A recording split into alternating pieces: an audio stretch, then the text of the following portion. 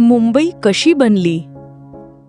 आज जी मुंबई आपल्याला दिसते, भारताची आर्थिक राजधानी, बॉलिवूडचं घर, अब्जावधी रुपयांची अर्थव्यवस्था, ती मुंबई कधी काळी फक्त 7 लहान लहान बेटांचा समूह होती. हो, जिथे आज गगनचुंबी इमारती उभ्या आहेत, तिथे एकेकाळी समुद्राच्या लाटा धडकत होत्या. जिथे लोकल ट्रेन धावतात, तिथे चिखल आणि खारफुटीची जंगलं होती. पण मग असा काय चमत्कार झाला की ही छोटी बेटं जगातील सर्वात महत्त्वाच्या शहरांपैकी एक बनली? मुंबईचा जन्म नेमका कसा झाला? ब्रिटिशांनी मुंबईलाच इतकं महत्त्व का दिलं? आणि जर मुंबई नसती तर भारताची अर्थव्यवस्था आज कशी दिसली असती? आज आपण जाणून घेणार आहोत मुंबई बनण्याची संपूर्ण थरारक गोष्ट. तर या माहितीच्या प्रवासाला सुरुवात करण्यापूर्वी सोपा अभ्यास या आपल्या यूट्यूब चॅनलला सबस्क्राईब करून या व्हिडिओला एक लाईक नक्की करा.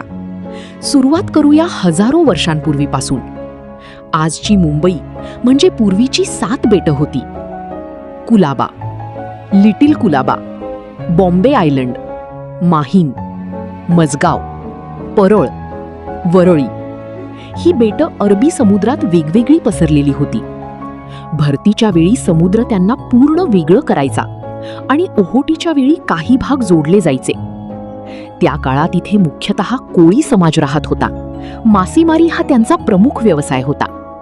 आजची मुंबई देवी म्हणजेच मुंबादेवी हीच त्या स्थानिक लोकांची मुख्य देवी होती. आणि मुंबादेवी या नावावरूनच पुढे मुंबई हे नाव पडलं असं मानलं जातं. 16व्या शतकात समुद्रमार्गे भारतात युरोपियन शक्ती येऊ लागल्या. त्यात सर्वात आधी पोर्तुगीजांनी पश्चिम किनाऱ्यावर कब्जा केला.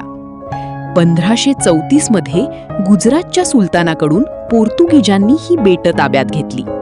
त्यांनी चर्च बांधली, किल्ले बांधले आणि व्यापार सुरू केला. पण त्यावेळीही मुंबई फार महत्त्वाची नव्हती, कारण त्यांचं मुख्य लक्ष होतं गोवा आणि मसाल्यांच्या व्यापारावर. मात्र पुढे एक अशी घटना घडली जिने मुंबईचं भविष्य कायमच बदलून टाकलं. 1661 मध्ये इंग्लंडचा राजा चार्ल्स दुसरा याचा विवाह पोर्तुगालच्या राजकुमारी कॅथरीनशी झाला आणि लग्नात हुंडा म्हणून पोर्तुगालने ब्रिटनला मुंबईची ही बेटं दिली. हो, आजची मुंबई अक्षरशः लग्नात भेट म्हणून दिली गेली होती. पण ब्रिटिश राजाला ही मुंबई फार उपयोगाची वाटली नाही. म्हणून 1668 मध्ये त्यांनी ही बेटं फक्त 10 पाऊंड वार्षिक भाड्याने ईस्ट इंडिया कंपनीला दिली. आणि इथून सुरू झाला मुंबईच्या नशिबाचा खरा बदल. ब्रिटिश खूप हुशार व्यापारी होते. त्यांना भारतात एक असं बंदर हवं होतं जे नैसर्गिकदृष्ट्या सुरक्षित असेल. आणि मुंबईचं स्थान त्यासाठी परफेक्ट होतं. अरबी समुद्रामुळे युरोपशी थेट व्यापार करणं सोपं होतं. मुंबईचं खोल समुद्री बंदर मोठ्या जहाजांसाठी आदर्श होतं. त्यामुळे ब्रिटिशांनी मुंबईला व्यापाराचं केंद्र बनवायला सुरुवात केली. हळूहळू इथे बंदरं, गोदामं, रस्ते, रेल्वे, कापड गिरण्या उभ्या राहू लागल्या. 1853 मध्ये भारतातील पहिली रेल्वे मुंबई ते ठाणे सुरू झाली आणि इथून मुंबईचा वेग अक्षरशः बदलला. पण अजून एक मोठी समस्या होती. मुंबई अजूनही 7 वेगवेगळ्या बेटांमध्ये विभागलेली होती. भरतीमुळे पाणी आत यायचं, दलदल तयार व्हायची, आजार पसरायचे. मग ब्रिटिशांनी एक प्रचंड मोठा प्रकल्प सुरू केला, लँड रिक्लेमेशन, म्हणजे समुद्र भरून जमीन तयार करणं.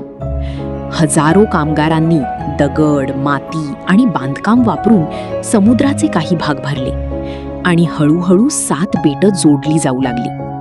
आजचा मरीन ड्राईव्ह, नरीमन पॉइंट आणि अनेक भाग हे मूळ समुद्रावर तयार झालेले आहेत. 19व्या शतकात मुंबई भारतातील कापड उद्योगाचं केंद्र बनली. अमेरिकन गृहयुद्धामुळे ब्रिटनला कापूस मिळणं बंद झालं. मग भारतातून, विशेषतः मुंबईतून मोठ्या प्रमाणावर कापूस निर्यात होऊ लागला. मुंबईत पैशांचा पूर आला. देशभरातून लोक कामासाठी मुंबईत येऊ लागले. गिरण्या वाढल्या, लोकसंख्या वाढली आणि मुंबई भारताचं आर्थिक इंजिन बनू लागली. 20व्या शतकात मुंबईला आणखी एक ओळख मिळाली, चित्रपटसृष्टी. हळूहळू बॉलिवूड इथे उभं राहिलं. संपूर्ण देशातून कलाकार मुंबईत येऊ लागले. दुसरीकडे शेअर बाजार, बँका, मोठ्या कंपन्या यांनी मुंबईला भारताची फायनान्शियल कॅपिटल बनवलं. आज भारताच्या अर्थव्यवस्थेचा मोठा भाग मुंबईभोवती फिरतो. विचार करा, जर ब्रिटिशांनी मुंबई निवडली नसती, जर समुद्र भरून ही बेटं जोडली गेली नसती, तर आजची मुंबई असती? कदाचित नाही. एका छोट्या कोळीवाड्यातून सुरू झालेला प्रवास आज जगातील सर्वात महत्त्वाच्या शहरांपैकी एकापर्यंत पोहोचला आहे. मुंबई फक्त एक शहर नाही, तर ती मानवाच्या कल्पकतेची, व्यापाराची आणि संघर्षातून उभ्या राहिलेल्या स्वप्नांची गोष्ट आहे. ही माहिती आपल्याला आवडली असेल तर सोपा अभ्यास या आपल्या चॅनलला सबस्क्राईब करायला विसरू नका. या व्हिडिओला लाईक करा आणि ही माहितीपूर्ण चर्चा आपल्या मित्रमैत्रिणींसोबत नक्की शेअर करा. धन्यवाद.